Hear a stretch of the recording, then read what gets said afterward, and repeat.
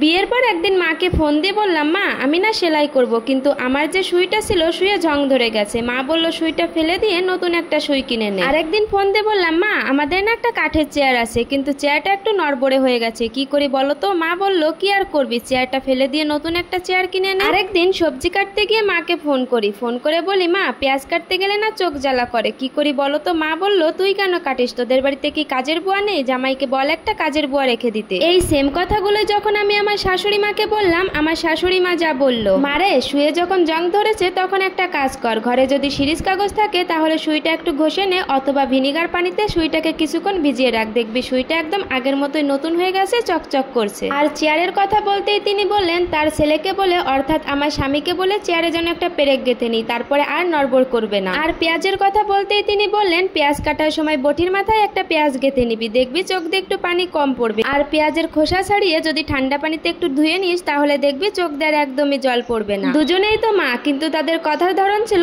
আলাদা। চলুন এবার মূল কথায় আসি। আমার শ্বশুর বাড়ি থেকে যখন আমাকে দেখতে এসেছিল তখন আমার শাশুড়ি এবং আমার স্বামী দুজনেই আমাকে অনেক বেশি পছন্দ করে, কিন্তু আমার শ্বশুর মশাই আমাকে পছন্দ করলেও আমার মাকে তেমন একটা পছন্দ করেনি। আর বিয়ের আগে যখন আমি এই কথাগুলো জানতে পারি তখন আমি এই বাড়িতে আসতে একদমই না করে দিই, কারণ আমার কথা হচ্ছে যেখানে আমার মায়ের সম্মান নেই সেখানে আমি কোনো মতেই সংসার করতে পারবো না। কিন্তু আমার বাবা বুঝিয়েছে তুই ওই বাড়িতে বিয়ে কর, ছেলেটা অনেক ভালো, আমি খোঁজ নিয়ে দেখেছি ছেলের পরিবারটাও অনেক ভালো, তুই যদি ওই বাড়িতে বিয়ে করিস তাহলে বিশ্বাস কর অনেক বেশি সুখে থাকবি। আমিও বাবার কথা আর ফেলতে পারিনি, তাই আমিও ঠিকই বিয়েতে রাজি হয়ে যাই। বিয়ের পর আমি প্রায় মাকে ফোন দিতাম, কিন্তু আমার মায়ের কথাগুলো শুনলে আমার কেমন জানি বিরক্ত বোধ হতো। আমি হচ্ছে ঘরের বউ, আমার মা আমাকে কোথায় শিখাবে কিভাবে সংসার করতে হয়, সংসারে শান্তি আনতে হয়, স্বামীর টাকায় সন্তুষ্ট থাকতে হয়, কিন্তু আমার মা আমাকে কিভাবে জানি খেপিয়ে দেওয়ার চেষ্টা করতো। আমি যেন স্বামীর উপর চাপ দিই, এটা কিনতে হয় ওটা কিনতে হয়, এভাবে আমার মা আমাকে বোঝাতো। কিন্তু এই বিষয়গুলো না আমার ঠিক ভালো লাগতো না। আর আমিও দেখেছি আমার মায়ের কথা মতো চলতে গেলে আমার স্বামীও কেমন যেন আমার উপর খেপে যেত, আর আমার সংসারে অশান্তি লেগেই থাকতো। এরপর থেকে আমি আমার শাশুড়ির কাছে যখন ফোন দিয়ে কিছু জানতে চাইতাম সে ঠিকই বুদ্ধি করে আমাকে উত্তর দিত।